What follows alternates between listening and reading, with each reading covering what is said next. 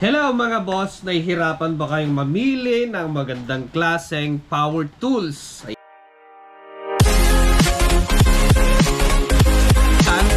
Sus! Napakalamig!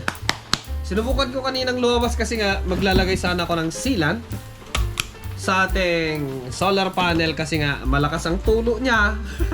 Lakas ang tulo.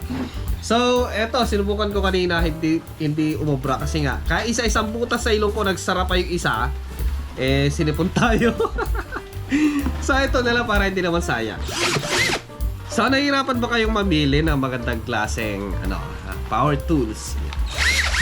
So, eto ay nasarapan ninyo ngayon. Nasarapan ko pala. Dahil nga sa nanonood kayo Juan Dilasag, monitor natin. Pasensya na kayong ilong natin nagsarado. Tayo na naman yung isa. Muset. So, pasensya na. Medyo kakaiba yung tunog ni Juan Dilasag. So, ito. Papahirapan ko kayo para mamili. Okay, so ganyan lang ang buhay. Huwag natin masyadong pahirapan ang ating sarili. So, today ay ang haba ng intro natin. Eto guys ay si Dongcheng. Yeah, matagal na itong ginagamit ko since nung nireview ko. May kasama to Dongcheng. Hindi ko na maalala yung isa kasi hindi ko na nakikita kung kanino ko binigay. Tapos, eto si ano ba brand dito? KINX4. Ayan, KINX4. Ang hirap bigkasin ng pangalan, buti pa si Dongcheng madali. Ayan, bagong-bago pati si KINX4 pero namarkahan na to. Ayan, namarkahan na rin yung isa yung galing kay kay Temu. So, ayan. Okay, so pasensya na at na-expire na yung kanyang yung discount coupon na Unahin muna natin kay KINX4. Tanggalin muna natin to. Unahin natin dun sa box. So, unahin natin dito kay KINX4, yung kanyang box. Kita nyo naman, talagang chipi pa talaga. Okay, so talagang budget na budget. Bulsa friendly, budget friendly, napakasimple. Okay.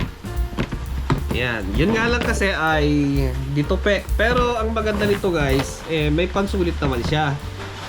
Ba't may kalat dito? Kumalat na. Ay, parang dito ko lang nilagay.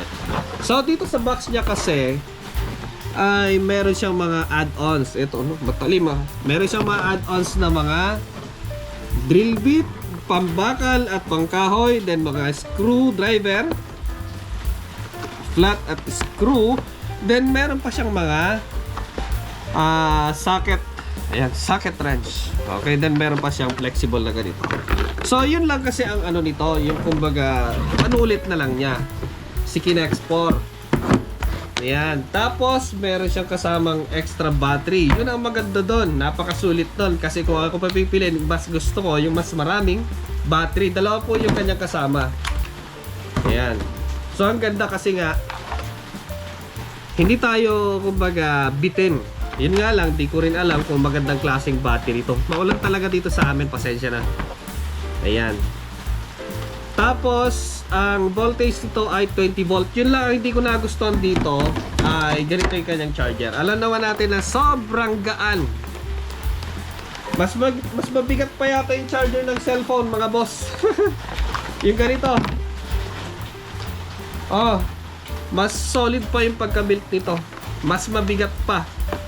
Ayan, yun lang hindi ko nagustuhan dyan. Yun. Ang gaan, nasa 1 ampere lang siya. 21 volt, 1 ampere. Ayan, yun ang hindi ko nagustuhan dito. Pero ang maganda is dalawa. Yun lang kasi pag nasira tong charger niya, wala na kasi nga, dudugsong lang dito. Hindi talaga yung ginaganon sana. Mas professional. So, dito naman tayo sa kabila kay Dongcheng. Ayan, matagal na itong ginagamit ko guys, kaya makikita niya talaga na magandang klase. Wala naman akong sinasaydan pero makikita niyo talaga yung tibay. So, maganda dito, hinges siya. So, kung mamimili kayo ng power tools, unang titingnan nyo, dito pa lang. Kung nagsayang sila ng oras, nagsayang sila ng pera sa isang product para lagyan ng ganyan, ibig sabihin, matibay siya. Ayan. Si Dongcheng kasi, nung pinareview sa akin ito, Hindi sila nagbigay ng link, hindi sila nagbigay ng official store. Basta gamitin mo lang. Ayan, ang bait niya eh. So ayan si Dongcheng. Yung box niya matibay din. Pwede mo apakan nga eh, matibay siya. Matibay siya.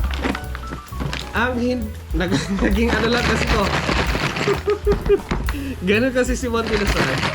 Na kapag ginamit ko na yung power tools, asahan mo yung box niya, magiging toolbox na, magiging storage na yan. Ayan, madalang na bumalik yan. Kasi nga ang mga power tools, intent to use, hindi intent to store. Para sa akin. Okay. So, ayan, naging ano siya. Parang lalagyan ng pera. Ayan, naging ano siya. Yung toolbox. Hay, nako, may gunting. Pero hindi niya add-ons yan, guys. Wala. Yun lang, hindi ko nagustuhan dito. Iisa yung kanyang battery. Naging ano siya talaga. Meron pang C-clamp dito. Ayan. Yung mga nakikita nyo yan, hindi niya ano yan. Kasi nilagay ko na lang yan. Pero sulit yung kanyang box. You know. Kasi ang add-on sa box, isang battery. Ayan. Pero maganda yung kanyang battery, guys. Matagal din gamitin. At isa sa gusto ko sa isang ano, sa power tool, sa kanyang battery, meron siyang monitoring. So makikita mo kung gaano kalakas pa yung battery yung kanyang SoC. Ayan, dito kay ano KinX4, parang Foreman ano, ayan, wala siyang monitor. So ano yan, pag ginamit mo siya, magugulat ka na lang, hinang-hina na siya or hindi na andar. Pero maganda lang kasi dito, mamaya balikan natin. Ayan. Yung isang hindi ko nagustuhan dito, isa yung battery. Pero pwede kang mamili into 2 battery. Ewan kung pwede kang mamili sa ilan ba to, 2 amps o yung 4 amps. Yan. Pero ang gusto ko lang dito kasi is meron siyang SoC. Ayan. Yan ang maganda dyan. Tapos, eto. Sabi ko mala sa inyo, pag nagsayang sila ng oras sa maliit na detail, sa hinges pa lang, at sa quality ng box, alam mo na na quality yung power tools. Hindi naman masyadong kilala kasi ang kilala power tools talaga si Milwaukee, sino pa, si Makita, ano pa yung iba? Marami pang ibang mas maganda, pero eto mga bagong brand lang si Dongcheng. Pero makikita mo na talaga matibay kasi tagal ko na itong ginagamit. Simulan din review ko to, tagal ko na ginagamit. So yung kanyang charger ito maganda. Yan o.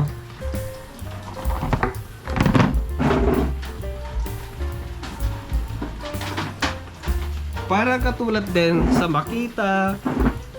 Ano ba yung ibang brand? Milwaukee na ganito yung kanilang mga charger.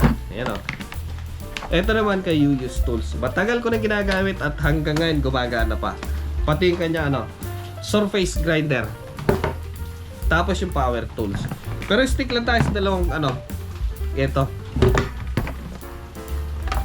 So maganda yun oh. Ito pa no. Hindi na rin nakakahiyang gamitin. Alam ko may mga taong gano'n na hiyang-hiya kung minsan. Pag nakikita branded, ayaw mo na ipakita yung gamit mo. Pero wag ganun guys. Hindi naman guys nakikita or basehan yung klase ng gamit natin. Importante maganda yung performance natin sa trabaho. Yan. Kahit sabihin natin na branded yung gamit natin tapos bara-bara naman tayong magtrabaho, wala din lang. So kahit ano lang yan, pwede, importante mapapagaan niya yung trabaho natin. At least nagawa niya yung trabaho niya. Yung tibay lang kasi kung gaano katagal mong gamitin, kung gaano katagal yung servisyo niya sa'yo. Yun ang importante. Okay, so dito mas bentahe lang talaga. Malakas yung battery, matagal gamitin. And ang isang maganda dito ay dito na tayo. Dito na tayo. Gilid ko na lang to. At least nakita nyo na sa kanyang boxing pa lang. Gilid ko na sandali. Wala tayong paglagyan eh. So dito na tayo. Sadly ay hindi sila pwedeng mag-swap ng battery. Maganda yun para hindi sila maghiraman. Ang kay Pedro lang. Ang kay Juan ay kay Juan Dilasag lang. So dito, ang kaibahan nila dito kay Kinexplore ay brush type yung motor. Pansin nyo naman yung ugong niya. At nagkakaroon pa ng spark dito. Ibig sabihin brush type. Yan. Tapos, ang hinhin niya, grabe. Yan, parang dalaga na ano, yung ano, susupsup ka ng suso. O parang ganun siya. Ang hinhin masyado. Dito kay ano, kay Dongcheng, grabe, violent po siya. Yan. So, ayan. So, dito ay brush type and brushless. Pansin nyo naman sa brushless type, maiksi yung kanyang motor. Maiksi yung kanyang mechanism. Pero pagdating dito sa brush type, mahaba. Kasi nga yung motor niya ay mahaba. Yan. Ewan kung pwede na lang paiksiin yung mga brush type. Pero kalimitan, pag brush type, mahaba. Yan. May mga ano, si Works tools ay maliit. Ayan, ang liit pero ang lakas. Ewan kung saan napunta yun. Ayan, pag brush type, mahaba. Pero pag brushless, eto lang guys yung kanyang motor. Ayan o, ang iksi. Yan yung kanyang motor na brushless. Ito naman, yung kanyang motor mahaba. Okay, so dito, ang torque nito ay nasa 45 yan. Yes, 45 Newton meter. Pero dito, hindi siya naka-indicate. Kasi ang lakas nga guys, kung gusto mo ng distraction, demolition, eto gawitin mo kasi nga lahat ng ano, malulustrade niya. Malakas, masyado malakas. Compare dito, mahinhin. Hindi masyadong detalyado itong ano natin, itong vlog kasi nga parang siningit ko lang siya kasi nga hindi ito tama, dapat sana yung gagawin ko sa labas sana, pero dito tayo napunta. Tapos, yung kanyang ano, dito pa lang sa kanyang ano, sa anong tawag dito? Yung ulo niya. Ulo ay lalagyan ng ano, lalagyan ng drill. Ayan, pansin nyo, bakal. Ibig sabihin talaga pang ano, kumbaga pang heavy duty na trabaho. Bakal siya guys. Yan. Kaya kahit sumahid sa semento yan, hindi siya masisira, hindi magagasgas kasi bakal. Tapos hanggang 13mm, ito ay nasa 10mm lang yung liit niya na pwede ilagay. So talaga malaki. Then yung kanyang ano, adjustment ay hanggang 20. Tapos ang maganda dito, kahit sabihin natin napakaiksi niya, meron pa siyang drill at hammer. Yan. Yan ang maganda dito sa brushless type. Dito kay Kinexplore, hanggang ano lang siya, drill. 18 yung kanyang ano, yung torque. Tapos drill, doon wala na. Tapos yung kanyang speed, dalawa din. Yan. Dito, dalawa din yung kanyang speed, pero mas mabilis siya. Hindi yung masyado nakikita pero grabe. Pwede mong ilagay sa electric fan. Ay, electric fan. Palig-palig or yung turbine. Lakas dyan. Dito. Ayan, hanggang dyan lang. Yung kanyang speed. Ano din, aluminum din yung kanyang assembly dito. Aluminum din dito. Pero makikita mo talaga na mas advanced si Dongcheng. Ewan kung mas mahal siya. Sa bagay, mas mahal siya talaga. Sa tingin ko kasi nga brushless. Ayan. Safety kasi ang brushless pag nagtatrabaho ka sa mga fumes, flammable. Compare sa brush type. Yung brush type kasi nagpuproduce siya ng spark. So, delikado yun. Pero pagdating sa careful, dito ako. Kasi nga, mahina lang yung torque niya. Ayan, sa mga screw na medyo maselan, hindi niya ilulustrate. Pero dito kay Dongcheng kasi, ay masyado siyang malakas, sobra. Ayan, tapos dito meron na siyang kasamang ganito, i-attach mo na lang, pero dito wala. Pero meron siyang nakahanda, meron siyang sabitan. Ayan, meron siyang dalawang screwdriver dito na baliktaran. So dukutin mo na lang yan, saka may lagay dito. Ayan. Ayan. Tapos yung kanyang handle, parehas lang naman sila guys, pero maganda dito ay visible siya sa madilim. Yan, kitang-kita mo kasi nga yung kulay niya. Yan, kitang-kita. Dito naman ay hindi. Yan, medyo mas ano lang talaga yung kanyang build quality, mas rugged. Dito pang ano lang to, kumbaga ang trabaho mo ay electronic, tamang-tama siya. Yan, electronic. Pero dito kung maghalong electronic, electrical construction, dito ka kay Dongcheng. Yan, malakas siya. Pwedeng pang butas, pang drilling, pang concrete. Maganda. And pansin ko sa battery niya guys, matagal yung kanyang laman. Ayan, matibay. Gaya nung nagbutas ako ng pang yung underclamp, nabutas niya na lahat. Kasi nga doble yun bubutasin ko ng maliit, tapos ulitin ko na mas malaki. So hindi niya kayang ubusin yung laman. Matagal. Ayan, may natitira pang 2 dot sa kanyang LED. So yun lang maganda dito, matibay. Ayan, brushless motor. Ang ganda.